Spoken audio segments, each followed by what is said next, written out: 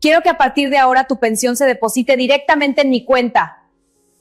Mi nuera lo declaró con una seguridad aplastante, mientras deslizaba unos papeles del banco sobre la mesa de la cocina, deteniéndolos justo frente a mí. Me quedé paralizada, sintiendo cómo mi honor era pisoteado sin piedad en la misma casa que había pasado toda una vida construyendo. Volteé a ver a mi único hijo, por quien sacrifiqué mi juventud para criarlo, esperando una palabra de defensa. Pero él solo tenía la cabeza gacha sobre su plato, retorciéndose las manos con cobardía. Mamá, ya estás vieja. ¿Para qué quieres tanto dinero? Es peligroso. Su susurro y la sonrisa triunfante de mi nuera me rompieron el corazón. Soy Ofelia, tengo 60 años. Y la historia que estoy a punto de contarte es mi viaje para encontrar la respuesta a una pregunta. ¿Qué hace una madre cuando se da cuenta de que la persona que más ama es la misma que le clava un cuchillo por la espalda? Durante 40 años trabajando en la oficina de impuestos, me enfrenté a los fraudes financieros más sofisticados y doblegué a los estafadores más astutos. Pero nunca imaginé que la auditoría más cruel de mi vida tendría lugar en la mesa del desayuno de mi propia familia. Todavía recuerdo ese momento, mi desayuno tranquilo interrumpido por un simple y seco crujido de papel. Ximena deslizó una pila de documentos sobre la mesa de roble, deteniéndola justo frente a mí.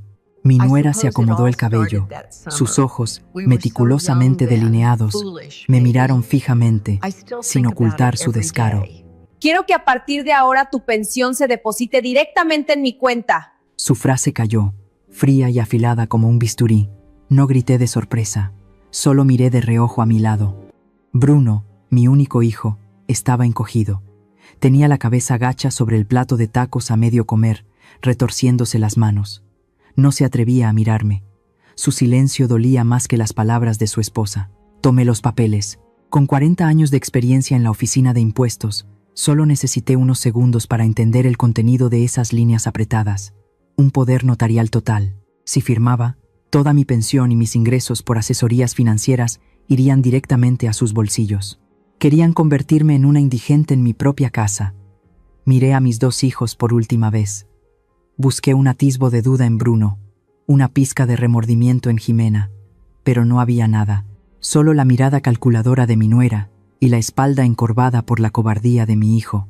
Sentí un nudo en el estómago, pero mi mente estaba sorprendentemente clara. Sabía que si me resistía en ese momento, Ximena armaría un escándalo, gritaría que yo era una vieja difícil y egoísta. No le daría la oportunidad de hacerse la víctima.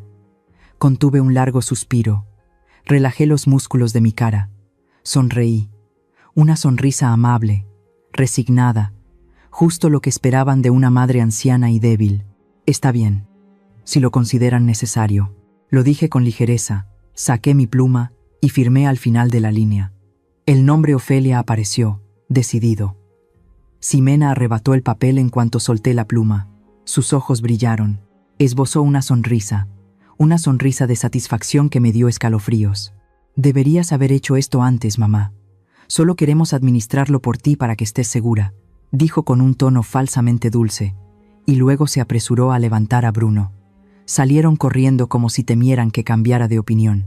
Me quedé inmóvil, escuchando el golpeteo de los tacones en el suelo de baldosas, el sonido de la puerta al cerrarse y el rugido del motor del coche que se alejaba. En cuanto el espacio volvió a quedar en silencio, la sonrisa de mi rostro se desvaneció, mi expresión se endureció, fría como el hielo.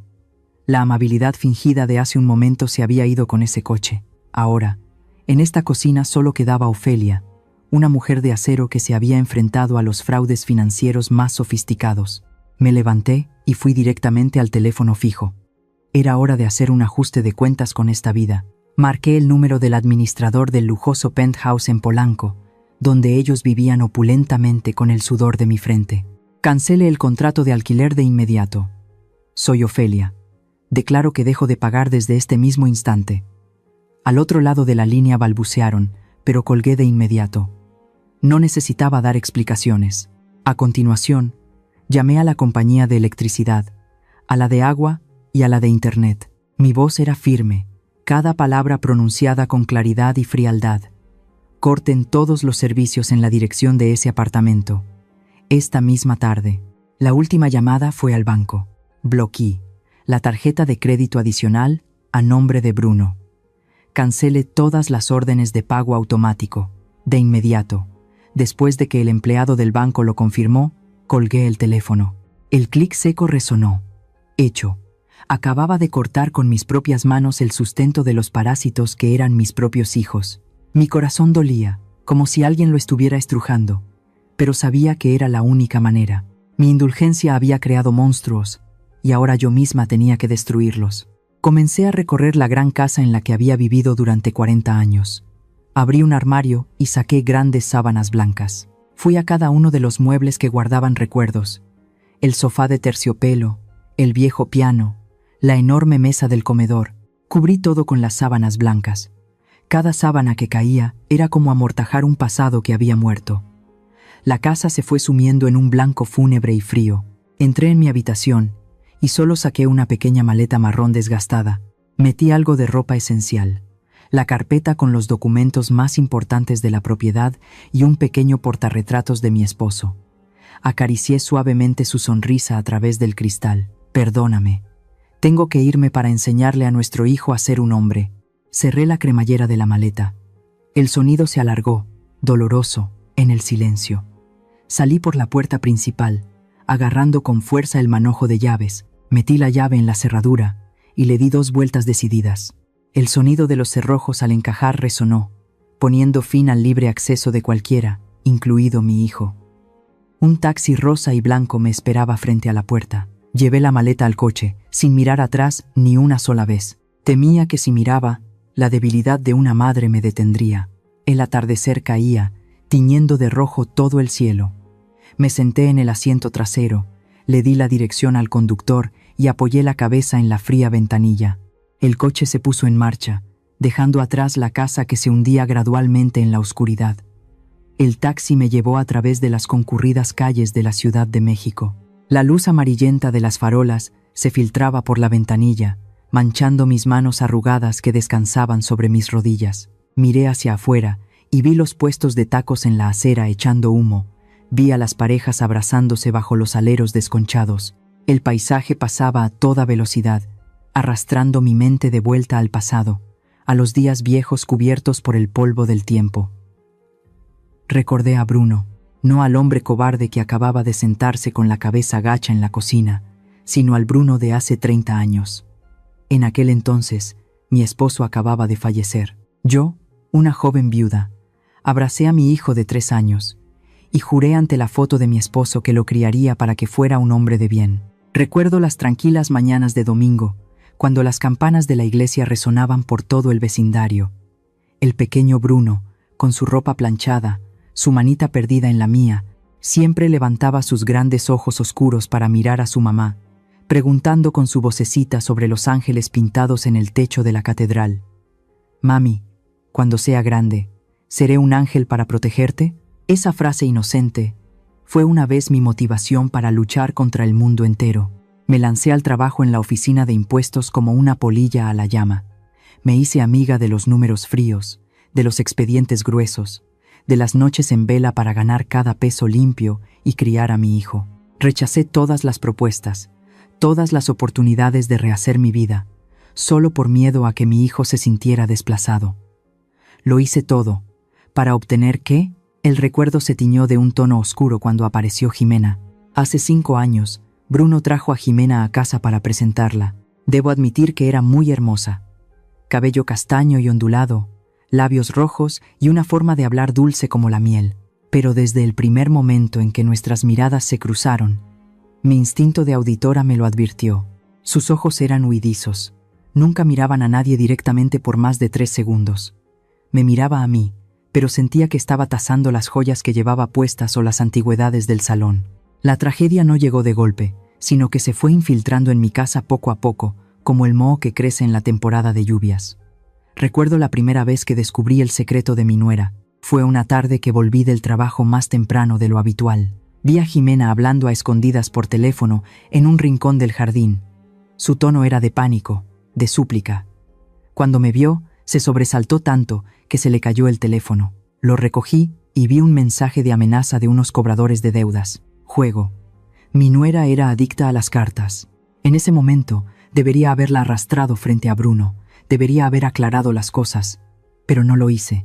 Vi el miedo en sus ojos y volví a pensar en Bruno.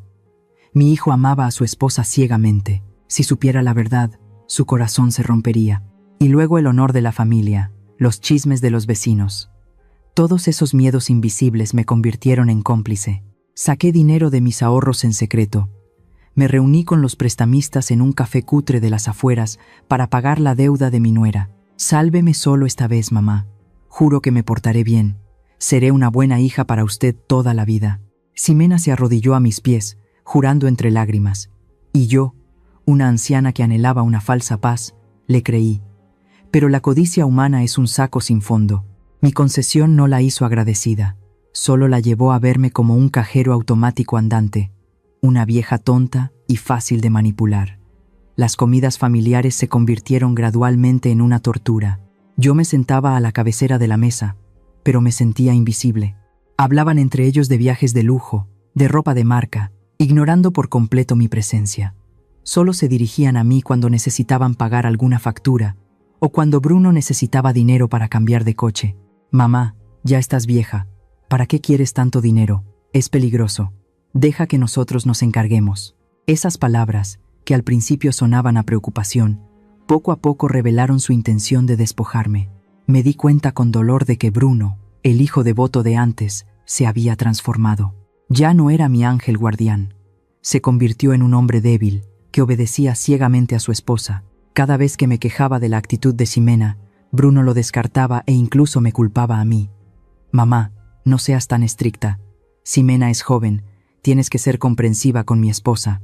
Mi paciencia se fue agotando, silenciosa y persistentemente, hasta el suceso de la semana pasada. Era una tarde de lluvia torrencial.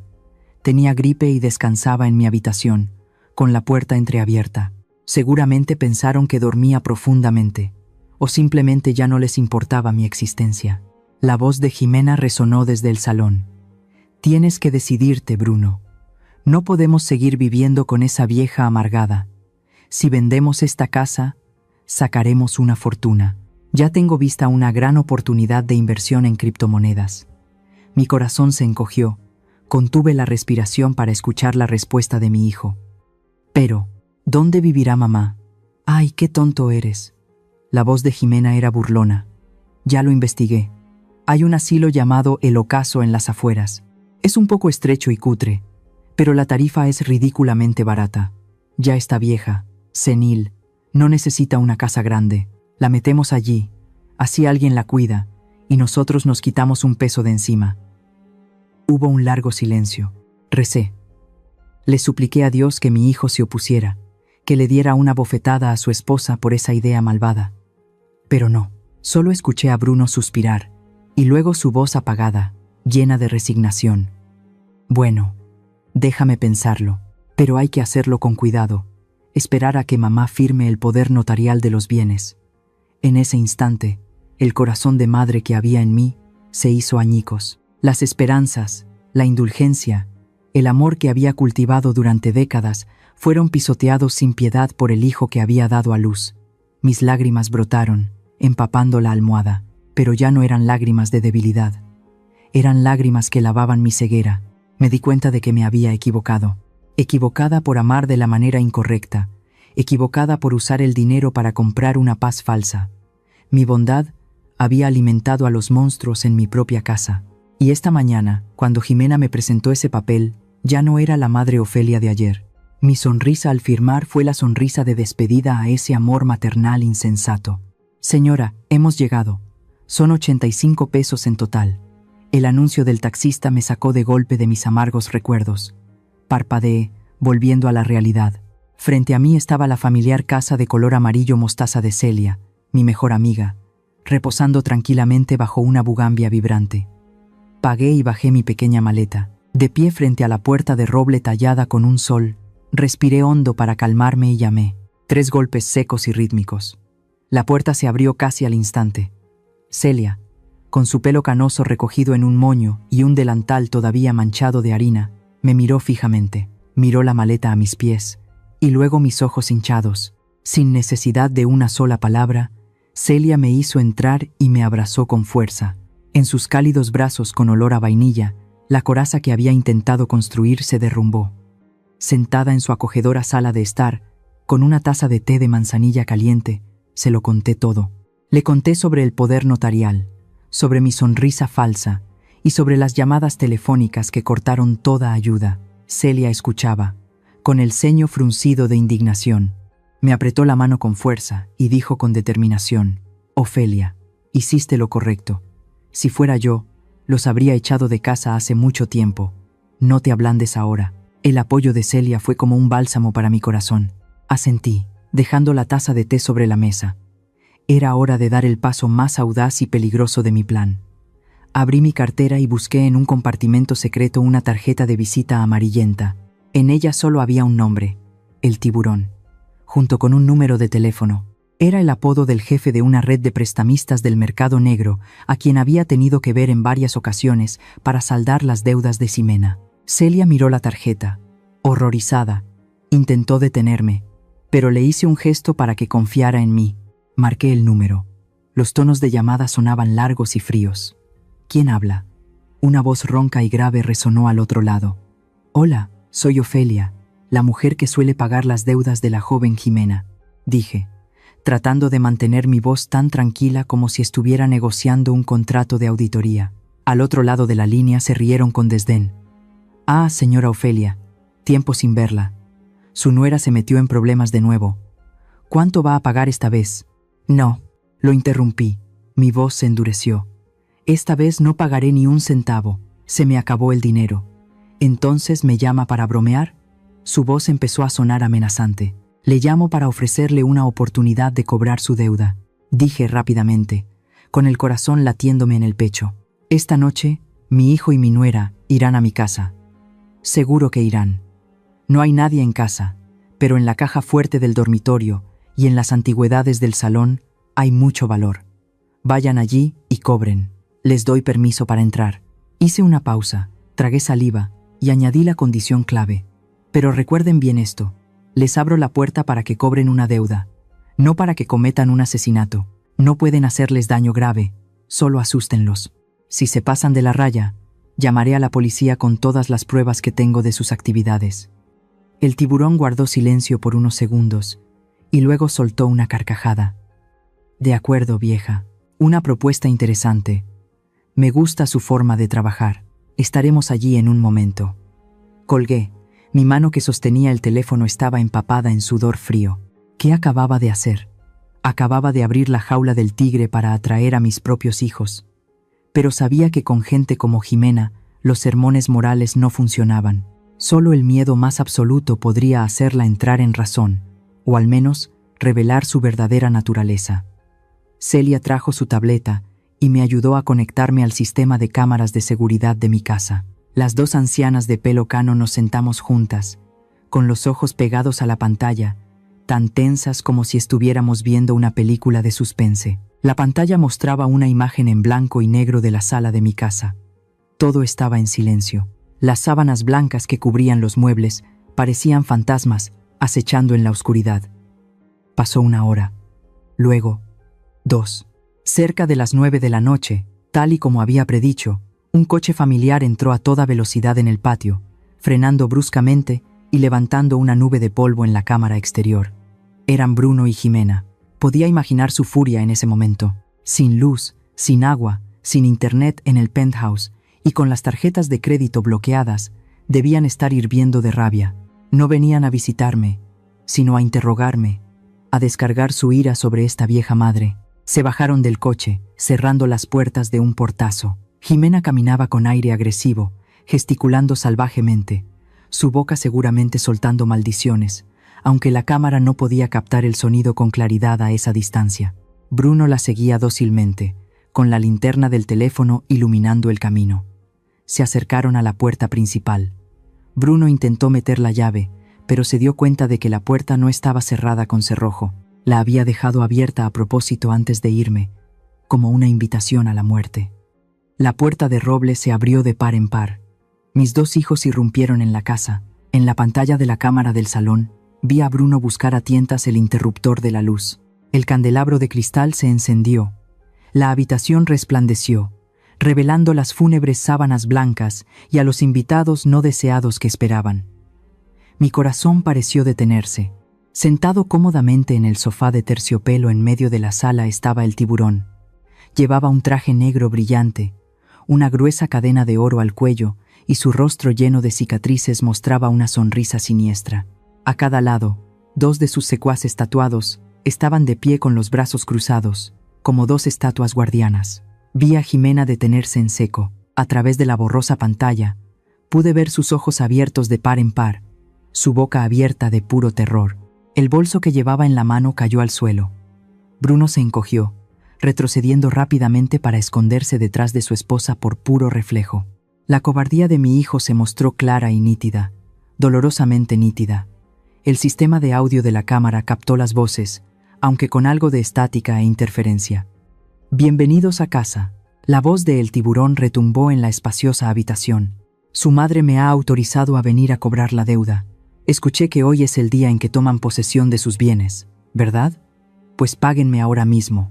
«No, no es así. Se equivocan». La voz de Jimena era un grito agudo y distorsionado por el miedo. «¿Dónde está esa vieja? Me engañó. Se escapó. No me importa quién engañó a quién».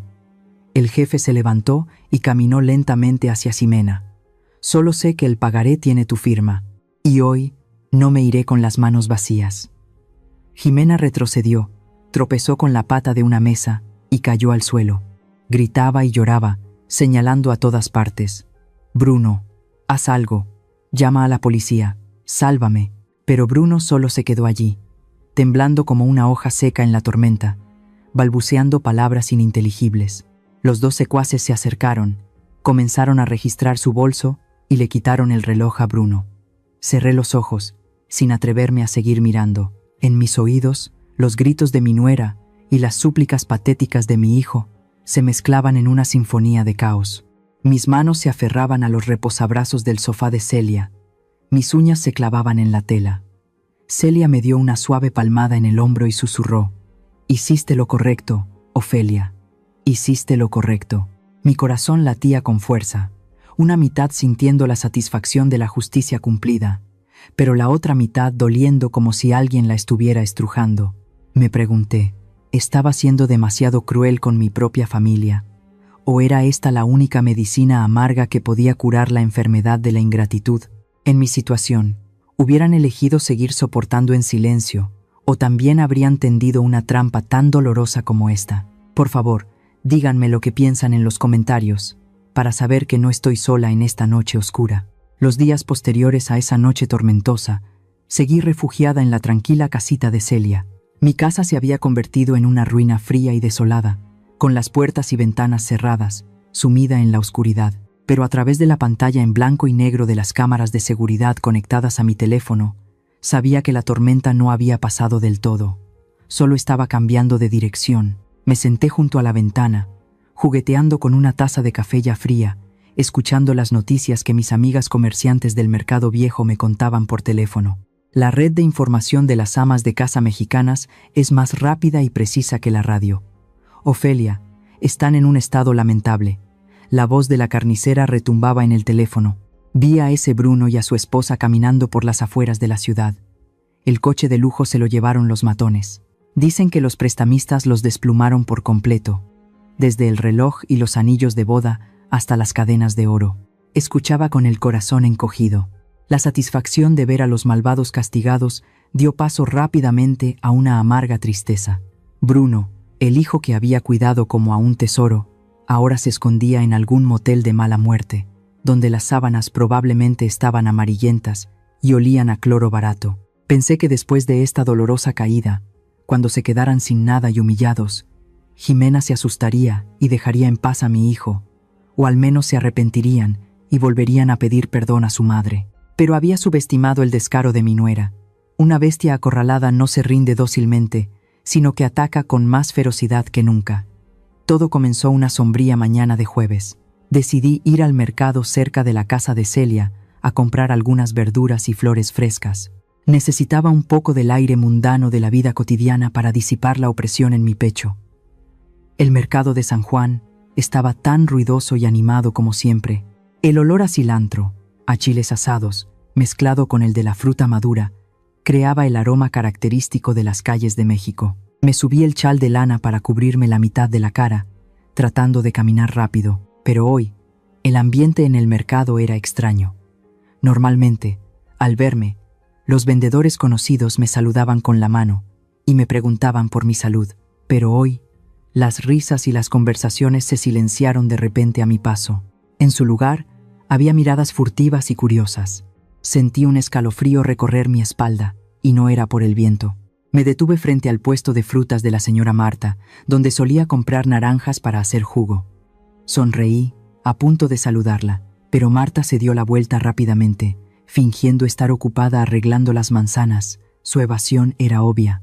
Justo detrás de mí, los susurros comenzaron a surgir como un enjambre de abejas. Es ella. Parece tan buena, pero tiene un corazón de serpiente. Pobre pareja joven. Dicen que tuvieron que pagar las deudas de la vieja hasta quedar en la ruina, perdiendo casa y coche. He oído que está loca, que ya no razona. Se fugó con un amante llevándose toda su pensión, dejando a sus hijos morir de hambre. ¡Qué malvada! Me quedé helada. La cesta de mimbre en mi mano casi se me cae al suelo. Mis oídos zumbaban. Esos comentarios maliciosos eran como agujas clavándose directamente en mis tímpanos. Me di la vuelta bruscamente, mirando fijamente a la multitud que se había reunido. Se dispersaron rápidamente, pero las miradas que me lanzaron estaban llenas de desprecio y asco. No compré nada más.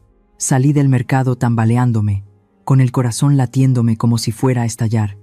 Corrí a casa de Celia, cerré la puerta con llave y jadeé como si acabara de escapar de ahogarme. «¿Qué pasó, Ofelia?», preguntó Celia preocupada al ver mi rostro pálido. No pude responder. Solo saqué mi teléfono temblando y entré a las redes sociales, y lo que vi fue la fuente de toda esta humillación. En el perfil de Jimena, un video se estaba compartiendo a una velocidad vertiginosa. En el video, Jimena estaba sentada en una cama vieja, en una habitación de motel miserable, con los ojos hinchados y las lágrimas corriendo por sus mejillas. No llevaba maquillaje, su cabello estaba despeinado, se veía realmente lamentable. A su lado estaba Bruno, con la cabeza gacha, silencioso como una sombra sin alma. Ximena sollozó ante la cámara. «Lo hemos perdido todo. Mi suegra, la señora Ofelia, tiene Alzheimer en una etapa avanzada. Ya no controla su comportamiento. Ha estado pidiendo préstamos por todas partes para sus vicios, y luego se imagina que la maltratamos». Hizo una pausa. Se secó las lágrimas con un pañuelo, actuando mejor que cualquier actriz de telenovela. «Mi esposo y yo vendimos nuestro coche, nuestras joyas para pagar las deudas de mi suegra, pero no fue suficiente. Se fue de casa, llevándose las escrituras de la propiedad y todos los ahorros. Ahora no tenemos a dónde ir. Por favor, si alguien ve a mi suegra, avísenos. Solo queremos traerla a casa para que reciba tratamiento, sin importar lo cruel que haya sido con nosotros».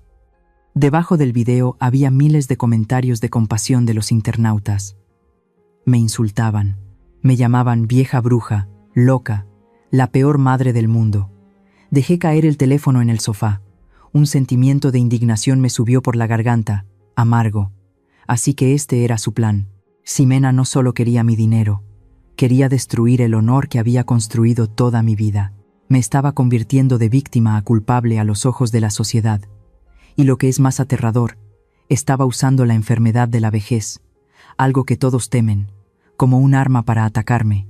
Miré la pantalla, miré a Bruno sentado como un títere de madera junto a su esposa. ¿Por qué no dices nada? ¿Cómo puedes quedarte callado mientras tu esposa difama a tu propia madre? Sabes perfectamente que no estoy loca. Sabes perfectamente quién es el deudor. El silencio de Bruno fue como una puñalada final que acabó con la poca esperanza que me quedaba. Estaba completamente manipulado. Había aceptado vender a su madre a cambio de la paz junto a su malvada esposa. Celia se sentó a mi lado, apretando mi mano helada.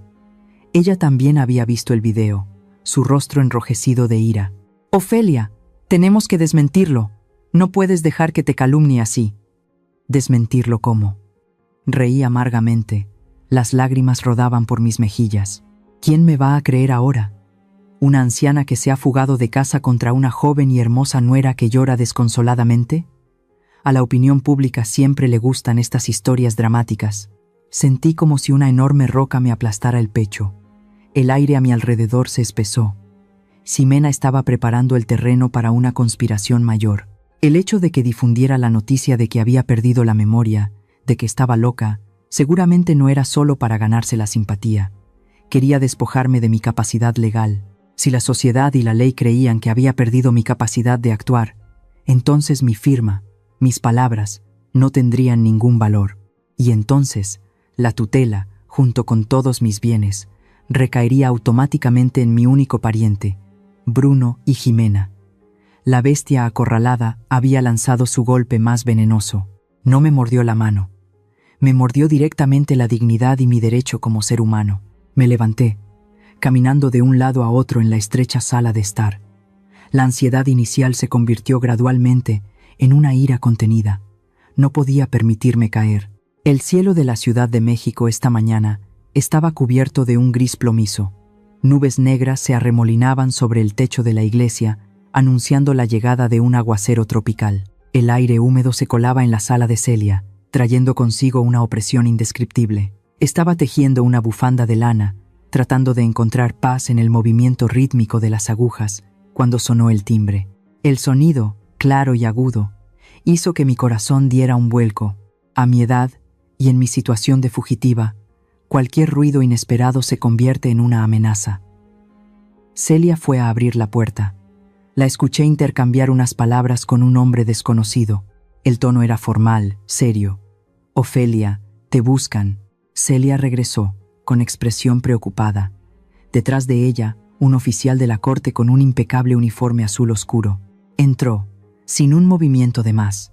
Me pidió que confirmara mi identidad, y luego me entregó un sobre grueso, con el sello rojo del Tribunal de Familia. «Esta es una citación. Por favor, firme de recibido». Sosteniendo el sobre en mis manos, lo sentí pesado como el plomo. El oficial se fue, dejándonos a Celia y a mí en un silencio aterrador. Temblorosamente rasgué el borde del sobre. Una pila de documentos legales se deslizó.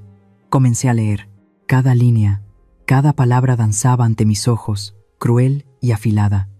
Era una solicitud al tribunal para declarar a la señora Ofelia incapaz para ejercer sus derechos y obligaciones civiles. Contuve la respiración y seguí leyendo. En la solicitud, los demandantes eran Bruno y Ximena.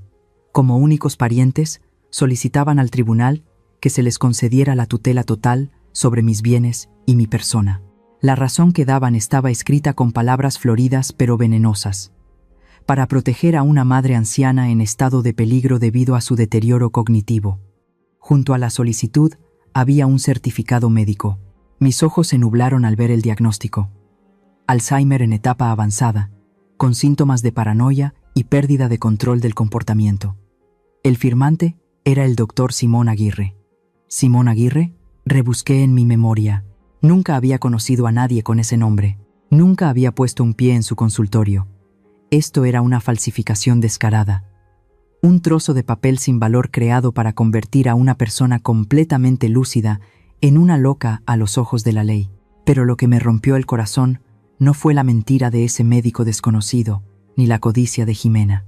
Lo que me dejó sin aliento fue la firma junto al nombre de Ximena al final de la solicitud, Bruno, la letra de mi hijo, esa caligrafía ligeramente inclinada hacia la derecha, con un subrayado firme que yo misma le había enseñado a hacer cuando entró a primero de primaria. El papel se me resbaló de las manos y cayó al frío suelo de baldosas. Sentí que mis piernas no me sostenían, me desplomé. Mis rodillas golpearon el suelo con un dolor agudo, pero ese dolor físico no era nada comparado con la herida que sangraba en mi corazón. Lloré, no con sollozos, sino con un llanto que brotaba desde lo más profundo de mi alma, ahogado y amargo.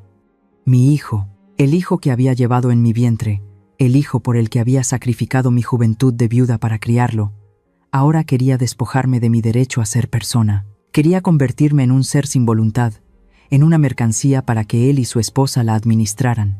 ¿Por qué? ¿Por qué pudiste hacerme esto, Bruno? Grité desesperada. Mi voz se quebró en pedazos. ¿Dónde estaba el deber de un hijo? ¿Dónde estaba la conciencia humana? Solo por dinero, solo por querer apoderarse de mi casa y de mis ahorros, Estaba dispuesto a seguirle el juego a su esposa, a calumniar a su propia madre llamándola loca. En ese momento, quise rendirme. Ya estaba vieja. ¿Para qué luchar si mi propia sangre me daba la espalda? O tal vez estaba loca de verdad, o tal vez era el mundo el que estaba loco.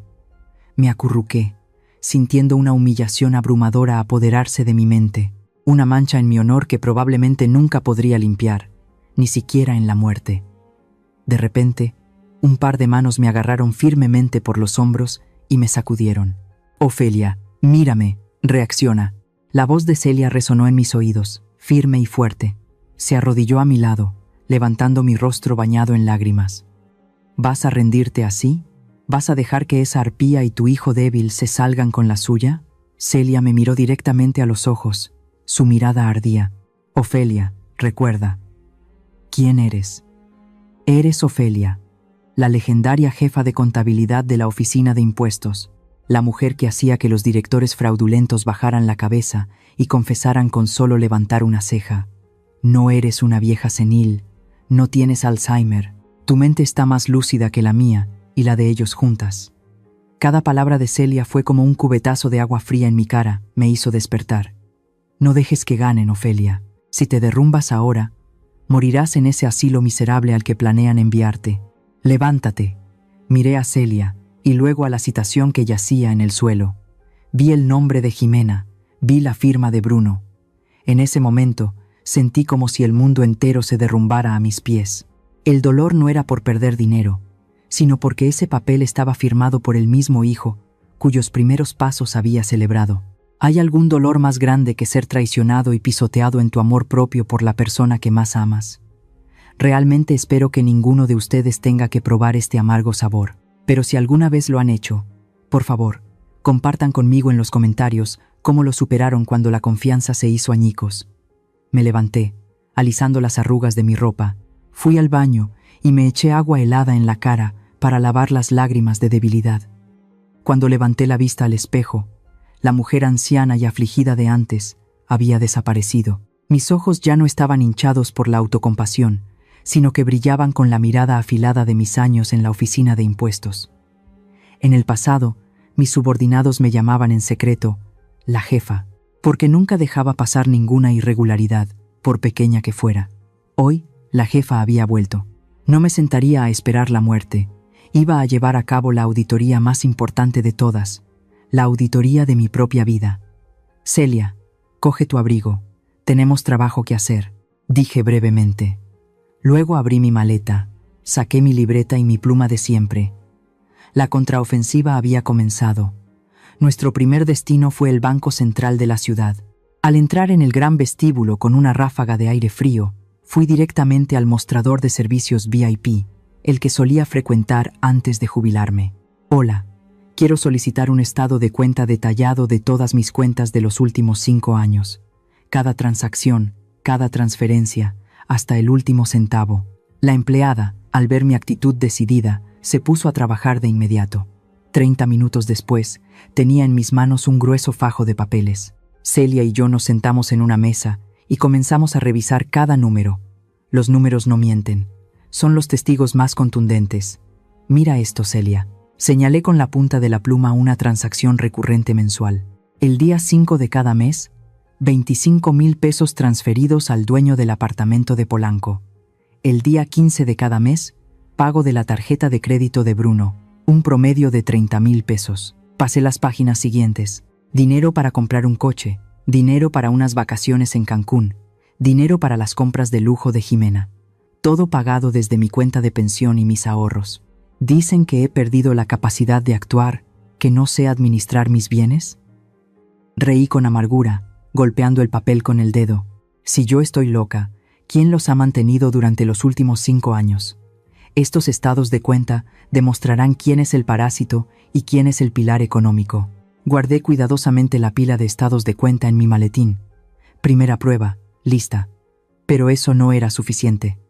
Necesitaba un testigo vivo, alguien que pudiera desenmascarar a Jimena ante el tribunal. En mi mente apareció la imagen de Maribel, la joven empleada doméstica, honesta y sencilla de Oaxaca, que trabajó para mí durante 3 años.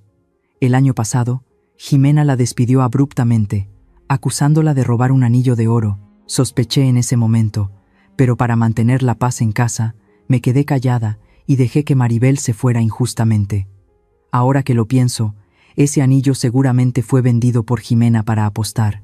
Le pedí a Celia que me llevara a los suburbios pobres del sur de la ciudad, donde Maribel alquilaba una habitación y trabajaba lavando platos. Cuando me vio de pie frente a la puerta de su miserable cuarto, Maribel se asustó e intentó cerrar. «Maribel, no temas. No he venido a acusarte». Detuve la puerta, mirándola con la mirada más sincera que pude. «He venido a disculparme contigo. Y necesito tu ayuda para hacer justicia. Por mí y por tu honor también». Después de que le conté toda la historia, Maribel lloró. Asintió, aceptando ser mi testigo. «Iré a la corte, señora Ofelia.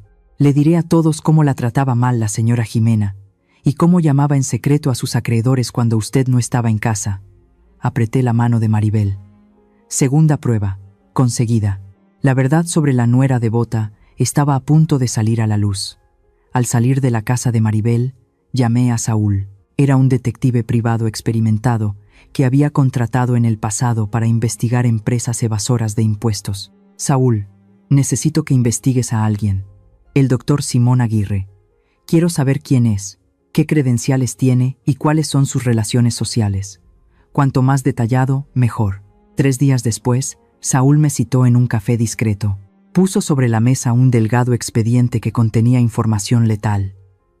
«Señora Ofelia, su instinto sigue tan agudo como siempre». Saúl dio una calada a su cigarrillo y sonrió con ironía. «Este Simón Aguirre es médico, sí, pero su licencia ha estado suspendida durante los últimos 2 años por prescribir medicamentos incorrectamente». Sacó una foto tomada a escondidas. En ella, Simón estaba sentado en una mesa de póker, con una copa de vino en la mano y la cara enrojecida. Y sentada justo a su lado, no era otra que una de las mejores amigas del círculo de damas elegantes de Jimena. «Es un adicto al juego, endeudado hasta el cuello, igual que su nuera», concluyó Saúl. «También encontré pruebas de que Jimena le transfirió 10,000 pesos a su cuenta personal solo 2 días antes de que se firmara ese certificado psiquiátrico». Tomé la foto, sintiendo la sangre hervir de emoción. Un médico con la licencia revocada, un deudor de juego, aceptando dinero para firmar un certificado médico falso. Este era el golpe de gracia. Esta carta de triunfo convertiría su solicitud en papel mojado e incluso en prueba para meterlos en la cárcel por fraude y falsificación de documentos. Finalmente, regresé a casa de Celia y abrí mi computadora. Conecté la memoria USB que contenía los datos extraídos de la cámara de seguridad de aquella noche. El video en blanco y negro apareció nítidamente. La escena de El Tiburón y sus secuaces amenazando a Bruno y su esposa. Pero lo más importante era el audio. Rebobiné una y otra vez la parte en que Jimena gritaba de miedo: «No me maten. Les debo, lo sé. Le sacaré el dinero a esa vieja para pagarles. Ya se va a morir. La voy a engañar». Cada frase, cada palabra resonaba con claridad. Su propia confesión. Sin coacción, ella misma había admitido sus deudas de juego y su plan para estafar a su suegra y apoderarse de sus bienes para pagar. Guardé el video en 3 copias diferentes. Una la envié a mi abogado, otra se la di a Saúl para que la guardara, y una la conservé conmigo. Cerré la computadora. Afuera, la lluvia había cesado. El sol de la tarde se filtraba entre los árboles, iluminando la gruesa pila de expedientes sobre la mesa. Auditoría completada. Tenía en mis manos todo lo que necesitaba. Estados de cuenta que probaban mi capacidad económica, un testigo vivo que probaba mi integridad, el historial oscuro del médico estafador y el video de la confesión de la autora intelectual. Levanté el teléfono y llamé a mi abogado personal. Mi voz sonó tranquila pero con el peso de 1000 kilos. «Abogado, prepare el caso. Quiero presentar una contrademanda. La próxima audiencia no será para juzgar mi capacidad civil, será para juzgar la conciencia de ellos». El ambiente en la sala del Tribunal de lo Familiar de la Ciudad de México ese día estaba tan tenso como la cuerda de un violín a punto de romperse. El monótono zumbido del ventilador de techo no lograba disipar la sofocante atmósfera que envolvía las oscuras paredes de roble. Me senté en el banquillo de los demandados, con la espalda recta y las manos pulcramente sobre la mesa.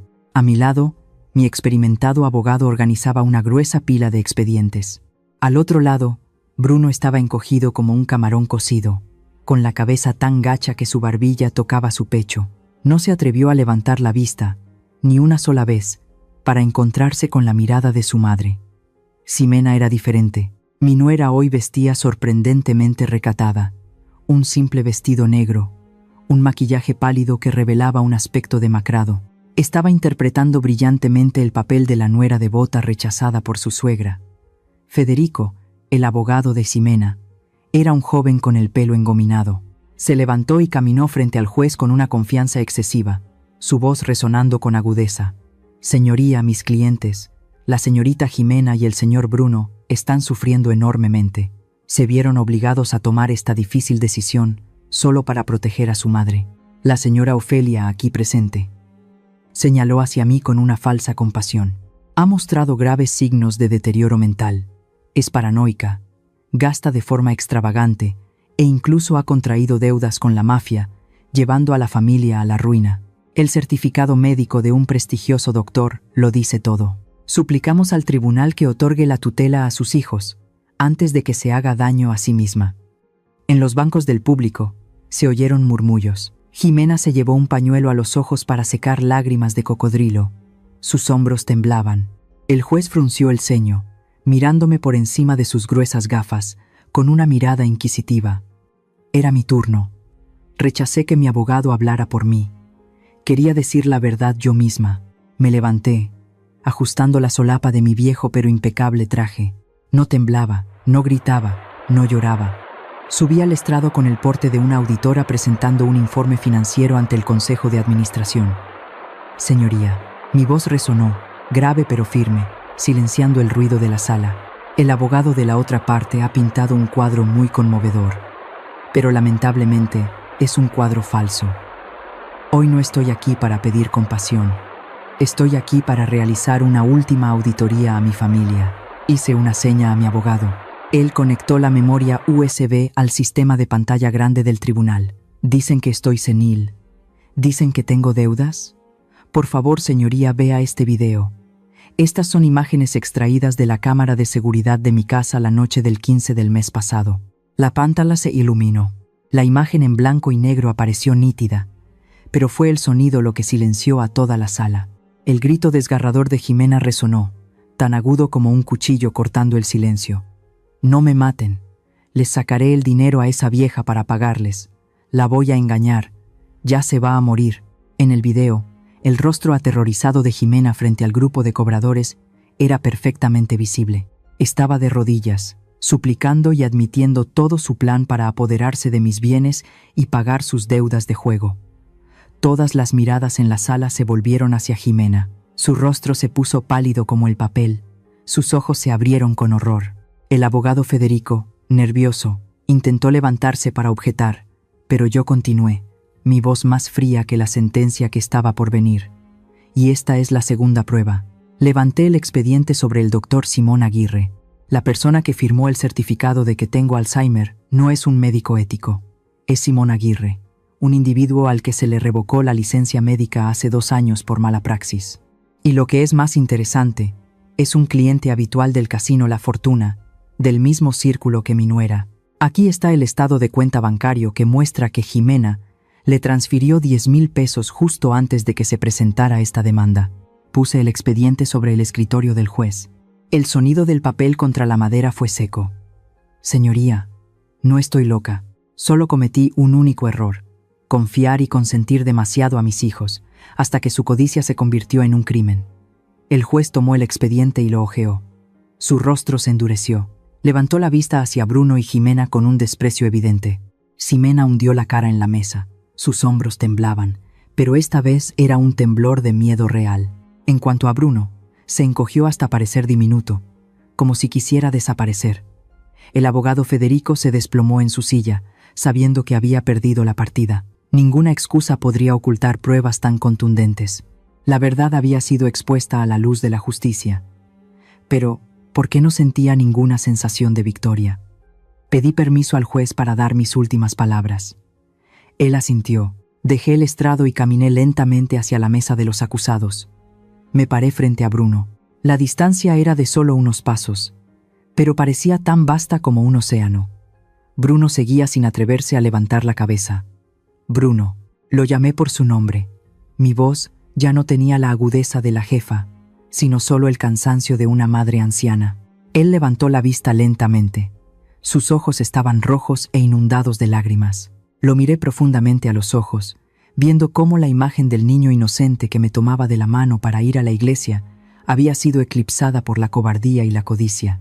El tribunal puede declararme ganadora, pero yo he perdido, porque he fracasado en enseñarte a ser una persona decente. Mis palabras fueron suaves, pero cayeron más pesadas que un martillo sobre la conciencia de Bruno. Rompió a llorar, el llanto de un niño perdido que ya no podía volver atrás.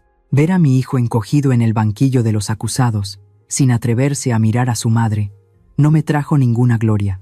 Gané un juicio, pero perdí en el intento de mantener unida a mi familia. Mi acción de hoy, de exponer a mi hijo en el tribunal, ¿creen que fue la crueldad de una anciana obstinada o la severidad necesaria del amor maternal? Me encantaría escuchar sus sinceras opiniones en los comentarios. El martillo del juez golpeó la mesa de madera con un sonido definitivo, poniendo fin al juicio y también a la vida de lujos falsos de mis hijos. Gané el caso. El tribunal desestimó por completo la solicitud de tutela de Bruno y Jimena, y además remitió el expediente por falsificación de documentos a las autoridades investigadoras. Pero la justicia no se detuvo en las puertas del tribunal.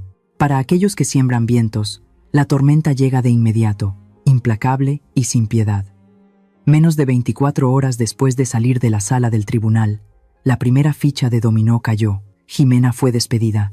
La noticia del humillante juicio, del video confesando sus deudas de juego, llegó a oídos de la junta directiva de la empresa de moda donde trabajaba como gerente. En ese mundo de vanidad, la imagen y el honor lo son todo.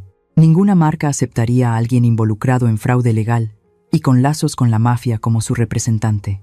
Ximena fue echada de la oficina con una pequeña caja de cartón con sus efectos personales, en medio de las miradas de desdén de los colegas ante los que antes se pavoneaba. Luego le tocó a Bruno. El destino de mi hijo no fue mejor. A El Tiburón, el jefe de los prestamistas, no le importaba el veredicto del tribunal. Solo le importaba el dinero. Al saber que no podían sacar nada de mí, sus secuaces fueron a buscar a Bruno a su trabajo. No lo golpearon. Solo se pararon amenazadoramente en el vestíbulo del edificio de oficinas, con las camisas abiertas para mostrar sus tatuajes, mordisqueando palillos y gritando de vez en cuando el nombre de Bruno para cobrar la deuda. Ese acoso constante hizo imposible que la empresa funcionara, y lo que tenía que pasar, pasó. Bruno recibió su carta de despido esa misma tarde.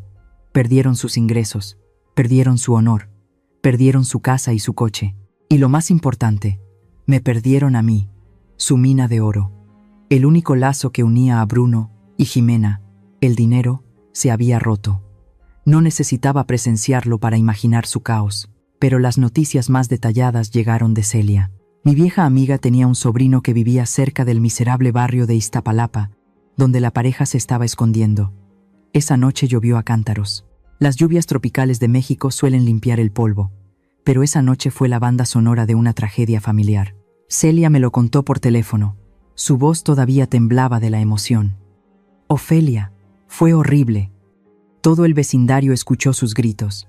El sonido de cosas rompiéndose, insultos vulgares que no se pueden repetir. Cerré los ojos, imaginando la escena. En esa habitación estrecha y con olor a humedad, Ximena se transformó en una bestia furiosa. Ya no era la dulce nuera, ni la esposa afligida. Se abalanzó sobre Bruno, arañándolo, culpando a su incompetencia y debilidad por no haber podido obtener los bienes de su madre. Eres un inútil. Por tu culpa esa vieja nos dio la vuelta. Me casé contigo solo por tu dinero. Y ahora que no tienes nada, ¿qué hago yo en este basurero? Las palabras de Jimena fueron afiladas como cuchillos, destrozando la última pizca de autoestima de Bruno. Mi hijo, que había traicionado a su madre por su esposa, ahora recibía la traición más amarga, pero la tragedia no terminó en insultos. A la mañana siguiente, cuando Bruno despertó de una noche de borrachera con alcohol barato, la habitación estaba vacía. Ximena había desaparecido. No se fue sola. Según los vecinos chismosos, vieron a Jimena salir con una maleta y subirse a una vieja camioneta al amanecer. El conductor de esa camioneta no era otro que Simón, el falso médico, su cómplice en la falsificación de documentos, y también su amante secreto desde hacía tiempo. Ximena había vaciado el poco dinero en efectivo que a Bruno le quedaba de su subsidio de desempleo, dejando a su legítimo esposo con las manos vacías y una enorme deuda con la mafia. Colgué el teléfono, sentándome aturdida en el sofá. Afuera, la lluvia había cesado, pero dentro de mí todo era ruina y desolación. Debería sentirme satisfecha, debería reír a carcajadas y decir, se lo merecen. El mal había sido castigado, la zorra había mostrado su verdadero rostro y el hijo ingrato había recibido su merecido. Pero no podía reír. Pensé en Bruno. ¿Dónde estaría ahora? ¿Qué estaría haciendo en esa fría habitación de motel? Sin esposa, sin dinero, sin casa, sin trabajo. Y lo más doloroso, sabía que ya no tenía una madre a la que recurrir. Había caído, y la caída fue tan dura, tan violenta, que lo dejó destrozado física y mentalmente. De ser un joven que lo tenía todo. Una familia estable, un buen trabajo, una madre indulgente. Ahora era solo un deudor rechazado por toda la sociedad. Esa noche, una lluvia torrencial cayó sobre la Ciudad de México. Las lluvias tropicales aquí suelen llegar y pasar rápidamente, pero la de esa noche fue extrañamente persistente. El agua golpeaba las tejas del techo, creando un sonido incesante, como si quisiera lavar toda la suciedad de la ciudad. Había vuelto a mi antigua casa después del juicio. La casa ahora se sentía más vacía, pero al menos estaba limpia del olor a falsedad. Estaba sentada en la sala, bajo la cálida luz amarilla, leyendo un libro viejo cuando escuché un ruido extraño. No era un trueno, eran golpes en la puerta. Golpes urgentes, débiles pero desesperados, resonando en medio de la cortina de lluvia. Mi instinto de madre me dijo algo. Mi corazón latía con fuerza. Una sensación de inquietud se apoderó de mi pecho. Dejé el libro y caminé hacia el pasillo. Encendí la luz del porche y luego, con cautela, quité el cerrojo. La pesada puerta de roble se entreabrió y me quedé helada. Era Bruno. Ya no era el niño mimado y bien vestido con traje de marca. Ya no era el hombre débil que se escondía detrás de su esposa en el tribunal.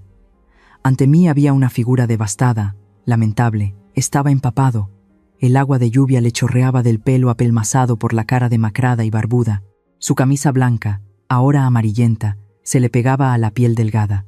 Sus ojos estaban rojos, hundidos, llenos del miedo y el agotamiento de un animal herido sin escapatoria. En cuanto me vio, Bruno se derrumbó. Se arrodilló allí mismo, en el umbral mojado, salpicándose de barro los pantalones. Me miró.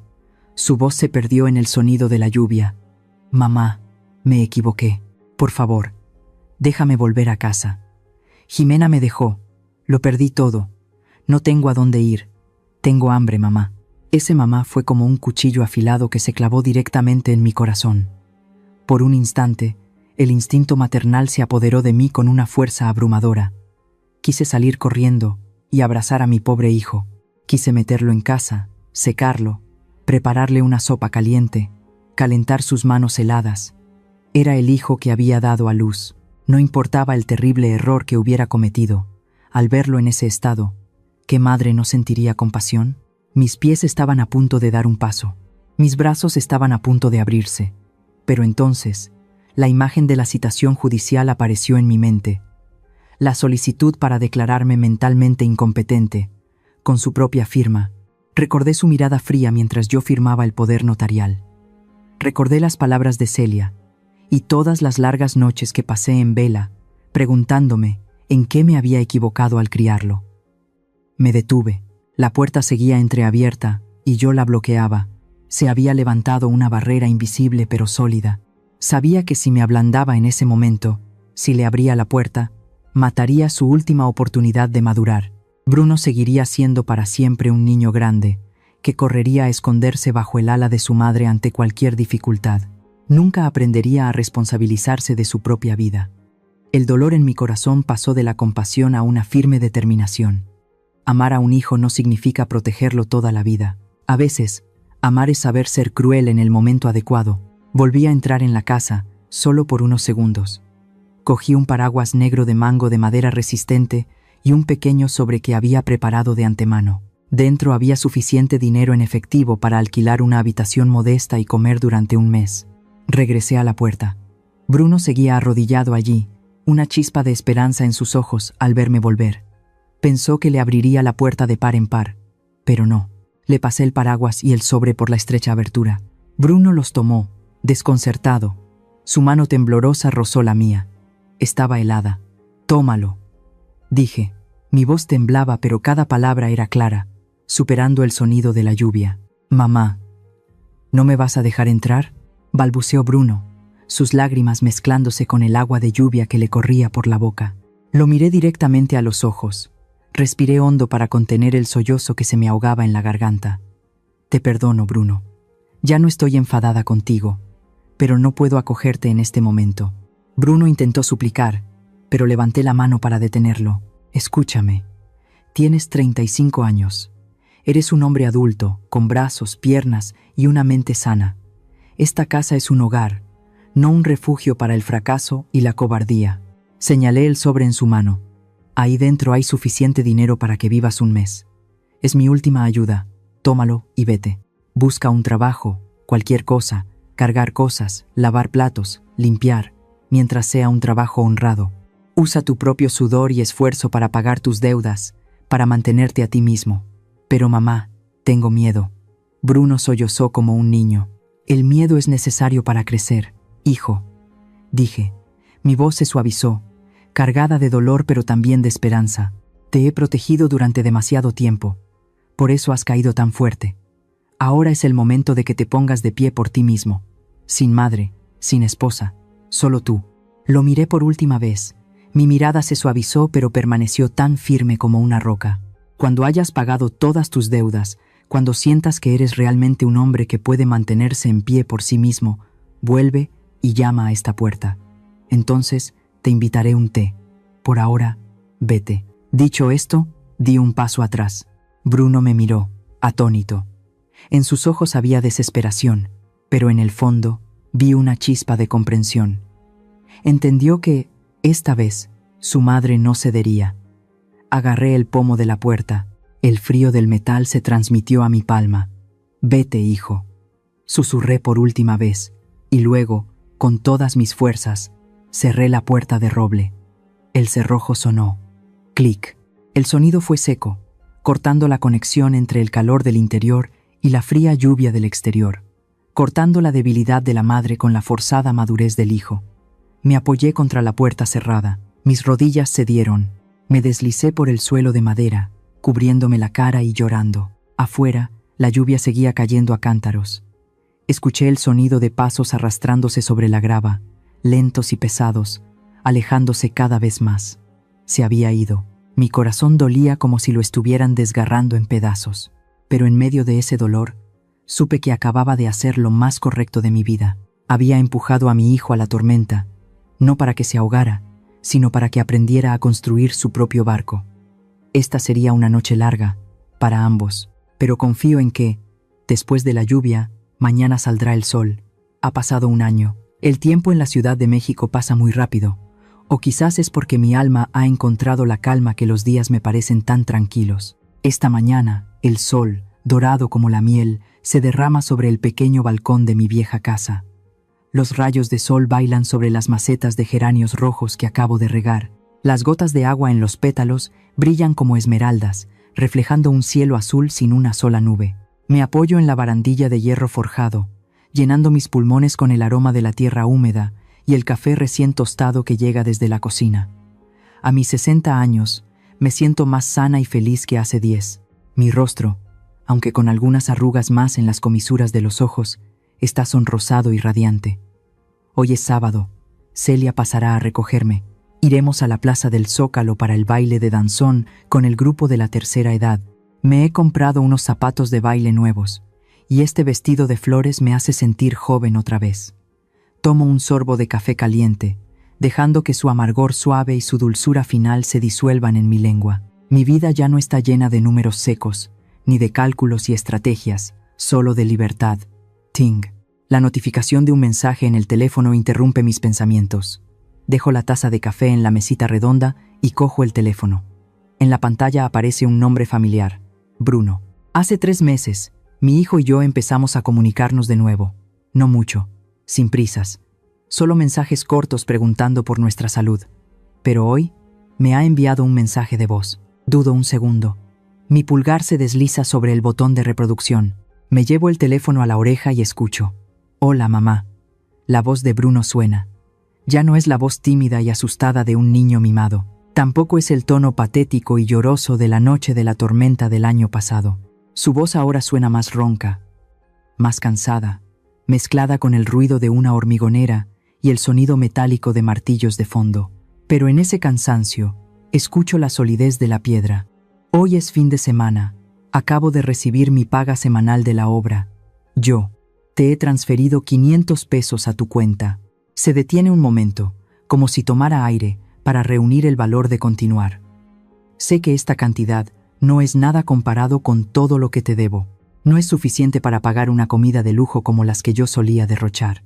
Pero este es dinero que gané con mi propio esfuerzo, cargando cemento. Te lo envío para que te tomes un café. Todavía estoy tratando de pagar mis deudas poco a poco. La vida es muy dura, mamá, pero me siento más real. Te quiero. El mensaje termina. La pantalla del teléfono se apaga. Me quedo quieta en el balcón, bañado por el sol. 500 pesos. Apenas unas pocas decenas de dólares. Antes, esta cantidad solo le alcanzaba a Bruno para darle una propina a un mesero en un arrebato de generosidad. Pero hoy, sosteniendo estos 500 pesos en mi mente, los siento pesados como una tonelada. Pesados por el sudor, las lágrimas y el arrepentimiento de mi hijo. Sonrío. Una sonrisa plena, sin rastro de amargura. Miro hacia el cielo azul profundo, donde unas palomas vuelan libremente. Me doy cuenta de que, en la noche de la tormenta del año pasado, cuando cerré la puerta en la cara de mi hijo arrodillado suplicando, no fue un acto de crueldad. Fue el acto de amor más grande y valiente que una madre puede hacer. Si hubiera abierto la puerta esa noche, seguiría teniendo un hijo parásito, un cobarde que huye de la realidad. Acepté perder a ese hijo débil para que ahora, después de un largo año, esté recuperando lentamente a un hombre adulto. Bruno aún no ha saldado sus deudas con la vida, y su camino por delante es largo y difícil, pero al menos ha comenzado a caminar con sus propios pies, sin depender de la sombra de su madre ni de la falda de su esposa. No le respondo el mensaje de inmediato. Quiero que entienda que el amor de su madre sigue ahí, pero el respeto es algo que debe seguir ganándose con esfuerzo. El claxon del coche de Celia suena abajo. Ofelia, date prisa, la música no espera a nadie. Me río a carcajadas y la saludo con la mano. Me termino el café, sintiendo la dulzura que queda en mi garganta. Cojo mi bolso, salgo de casa y cierro la puerta. La puerta de roble ya no es una barrera, sino el guardián de la paz que me espera al volver. Mis queridos amigos, la historia de Ofelia, mi historia, llega a su fin. He recorrido un largo camino, desde la oscuridad de la resignación hasta la luz de la libertad, y antes de irme, quiero dejarles algunas palabras sinceras a ustedes, que han escuchado pacientemente las confesiones de esta vieja mexicana. A las madres, a las mujeres que se sacrifican día a día por sus familias. Por favor, recuerden que el sacrificio no es sinónimo de autodestrucción. A menudo se nos enseña a darlo todo, pero olvidamos que también necesitamos conservarnos a nosotras mismas. Los límites personales no son egoísmo, son el escudo que protege su autoestima. No se conviertan en un cajero automático, en una sirvienta sin sueldo para sus hijos adultos. Amen a sus hijos con un corazón cálido y una cabeza fría. Atrévanse a decir no cuando sea necesario, porque a veces la negativa de una madre es la lección de madurez más valiosa para un hijo. A los hijos, su pequeña familia, su esposa, su esposo, sus hijos, es extremadamente importante. No lo niego, pero no le den la espalda ni derriben el antiguo hogar que los protegió mientras crecían solo por construir el suyo. El equilibrio es la clave. No dejen que su pareja los manipule y los convierta en unos ingratos. Recuerden, sus padres pueden perdonarles todos sus errores, pero su propia conciencia no lo hará. No esperen a que sus padres ya no estén, o a que caigan en desgracia como mi hijo, para darse cuenta de lo que es el amor incondicional. Y sobre la codicia, amigos míos, es el monstruo más aterrador. No solo corroe el carácter, como lo hizo con mi exnuera, sino que también destruye las relaciones más sagradas. El dinero se puede recuperar, pero la confianza y los lazos familiares, una vez que se cambian por dinero, nunca se pueden redimir. Finalmente, para aquellos que están a punto de empezar una relación, miren con atención. No se fijen solo en la belleza o en las palabras dulces. Fíjense en cómo tratan a sus seres queridos, cómo enfrentan las dificultades y el dinero. Esa es su verdadera esencia. Soy Ofelia. Gracias por acompañarme en estos días de tormenta. Ahora tengo que ir a bailar, porque esta vida, a cualquier edad, sigue siendo hermosa si sabemos vivir para nosotros mismos. Adiós, y que sus hogares estén siempre llenos de luz y sinceridad. La historia que acabas de escuchar ha sido modificada en nombres y lugares para proteger la identidad de los involucrados. Compartimos esta historia no para juzgar a nadie, sino con la esperanza de que en algún lugar alguien se detenga a reflexionar. ¿Cuántas madres están sufriendo en silencio en sus propias casas? Honestamente me pregunto, si estuvieras en mi lugar, ¿qué harías? ¿Guardarías silencio para mantener la paz o alzarías la voz y lucharías por recuperar tu lugar? Me encantaría escuchar tus pensamientos sobre esta historia en mi canal, o cualquier sugerencia que pueda ayudarnos a mejorar nuestro contenido. Dios bendice a los valientes, y realmente creo que el coraje nos llevará a días mejores. En este momento, dejaré las 2 historias más populares del canal en la pantalla final. Creo que te sorprenderán. Gracias por quedarte conmigo hasta este momento. Si esta historia tocó tu corazón, por favor, dale a me gusta, suscríbete al canal y activa la campana de notificaciones para no perderte lo que está por venir.